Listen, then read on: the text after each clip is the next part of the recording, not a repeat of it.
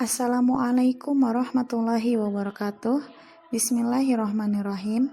Kami dari kelompok pengelolaan pendidikan yang beranggotakan Elena dan Emma akan menjelaskan tentang pengelolaan sarana dan prasarana.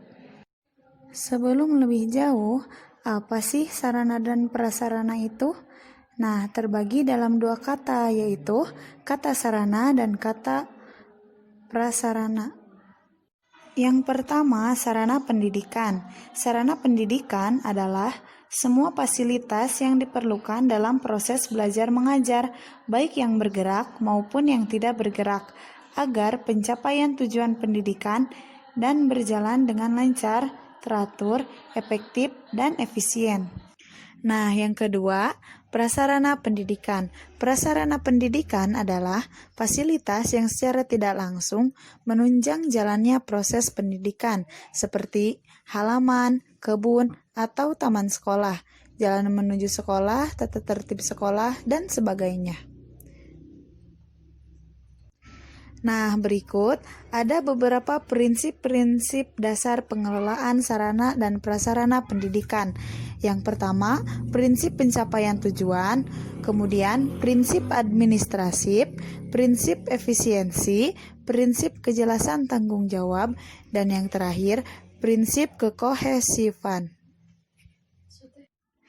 Nah, yang pertama, ada prinsip pencapaian tujuan, yaitu bahwa sarana dan prasarana pendidikan di sekolah harus selalu dalam kondisi siap pakai bila mana akan didaya gunakan oleh personel sekolah dalam rangka pencapaian tujuan proses belajar mengajar. Dan yang kedua ada prinsip efisiensi, yaitu bahwa pengadaan sarana dan prasarana pendidikan di sekolah harus dilakukan melalui perencanaan yang seksama, sehingga dapat diadakan sarana dan prasarana pendidikan yang baik dengan harga yang murah, dan pemakaiannya pun harus dengan hati-hati sehingga mengurangi pemborosan. Dan yang ketiga ada prinsip administratif, yaitu bahwa manajemen sarana dan prasarana pendidikan di sekolah harus selalu memperhatikan undang-undang, peraturan, instruksi, dan petunjuk teknis yang diberlakukan oleh yang berwenang. Nah, yang keempat ada prinsip kejelasan tanggung jawab, yaitu bahwa manajemen sarana dan prasarana pendidikan di sekolah harus didelegasikan kepada personel sekolah. Nah, yang terakhir ada prinsip kekohesifan, yaitu bahwa manajemen sarana dan prasarana pendidikan di sekolah itu harus direlasikan dalam bentuk proses kerja yang sangat kompak.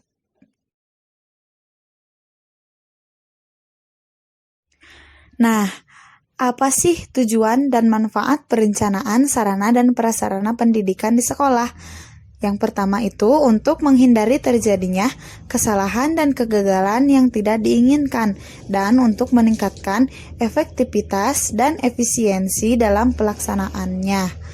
Yang kedua, membantu dalam menentukan tujuan, meletakkan dasar-dasar, dan menetapkan langkah-langkah, menghilangkan ketidakpastian, dapat dijadikan sebagai suatu pedoman atau dasar untuk melakukan pengawasan, pengendalian, dan bahkan juga penilaian. Nah, ada beberapa persyaratan yang harus diperhatikan dalam perencanaan sarana dan prasarana pendidikan. Yang pertama itu, perencanaan pengadaan barang harus dipandang sebagai bagian integral dari usaha peningkatan kualitas proses belajar mengajar. Yang kedua, perencanaan harus jelas. Dan yang ketiga, tujuan dan sasaran atau target yang harus dicapai. Dalam perencanaan sarana dan prasarana pendidikan, ada beberapa prosedur yang harus diperhatikan. Yang pertama itu adalah rencana kebutuhan perlengkapan. Nah, dalam perlengkapan ini dapat digolongkan menjadi beberapa. Yang pertama itu ada barang bergerak, yang kedua barang tidak bergerak, dan yang ketiga itu adalah barang persediaan. Nah, dalam barang persediaan ini adalah barang yang ada dalam gudang. Lalu yang kedua itu adalah usul kebutuhan perlengkapan. Nah, usul kebutuhan perlengkapan ini harus berpedoman pada usul yang disesuaikan dengan rencana kegiatan masing-masing satuan organisasi yang akan menggunakan barang tersebut. Lalu yang kedua, usul disesuaikan dengan jumlah dan kondisi kepegawaian yang ada. Dan yang ketiga itu adalah usul yang disesuaikan dengan memperhatikan barang-barang yang masih ada dan masih dapat digunakan. Yang ketiga, penyusunan rencana kebutuhan perlengkapan. Lalu setelah penyusunan rencana kebutuhan perlengkapan itu ada analisa kebutuhan perlengkapan. Nah, dalam prosedur ini, analisa kebutuhan perlengkapan ini ada dibedakan menjadi dua, yaitu ada analisa kebutuhan kualitatif dan analisa kebutuhan kuantitatif. Terus bedanya apa di antara kedua analisa ini?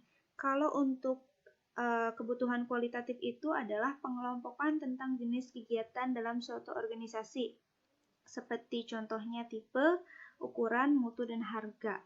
Kalau untuk analisa kebutuhan kuantitatif itu adalah berapa jumlah perlengkapan serta bagaimana penggunaannya.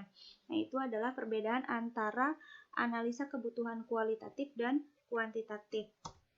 Selanjutnya, setelah kita analisa kebutuhan perlengkapannya, itu adalah pengumpulan data perlengkapan. Ini setelah itu ada penentuan rencana biaya kebutuhan perlengkapan. Setelah pengumpulan data perlengkapan, tentunya saja tidak terlepas dari rencana biaya kebutuhan perlengkapan. Berarti bisa dibilang RAB atau berapa biaya yang dibutuhkan untuk membeli perlengkapan dalam perencanaan sarana prasarana pendidikan.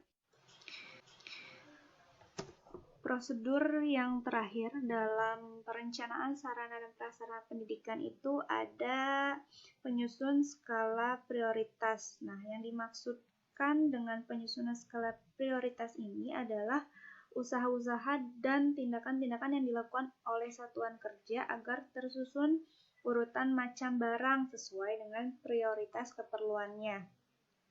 Dalam pertimbangan penyusunan skala prioritas ini, yang pertama itu kepala satuan kerja itu harus memprioritaskan barang, hendaknya memperhatikan informasi mengenai dana yang tersedia. Yang kedua mengenai urgensi barang.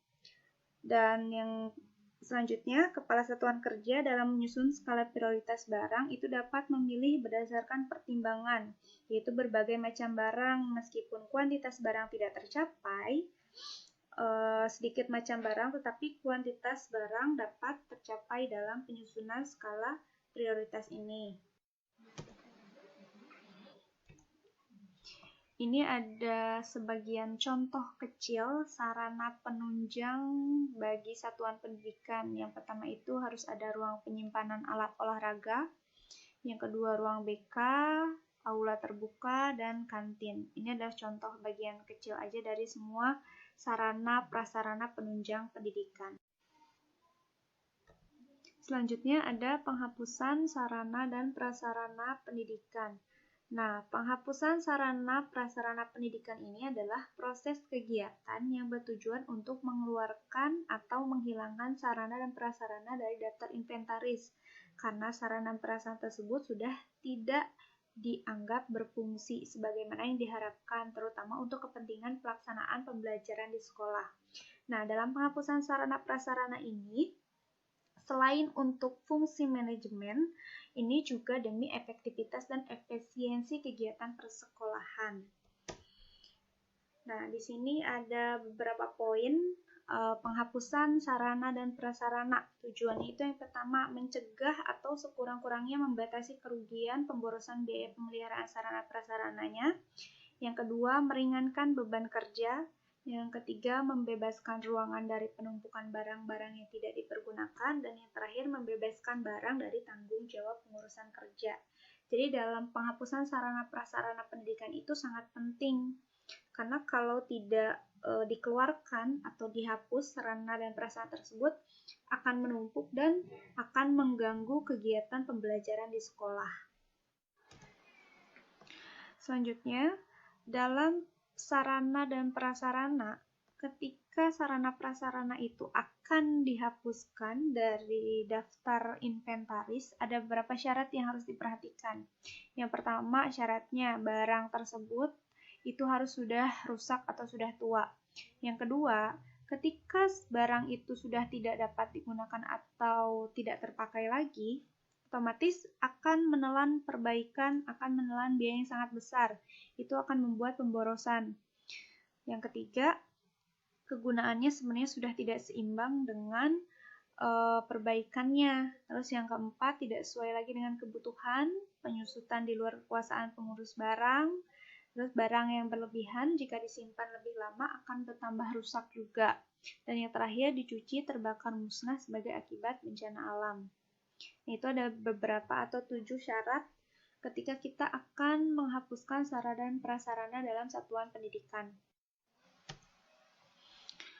Mungkin itu saja dari kelompok kami yang dapat kami sampaikan tentang pengelolaan sarana dan prasarana pendidikan. Mohon maaf jika dalam penyampaian atau dalam PowerPoint masih banyak kekurangan. Terima kasih sudah menyimak. Wassalamualaikum warahmatullahi wabarakatuh.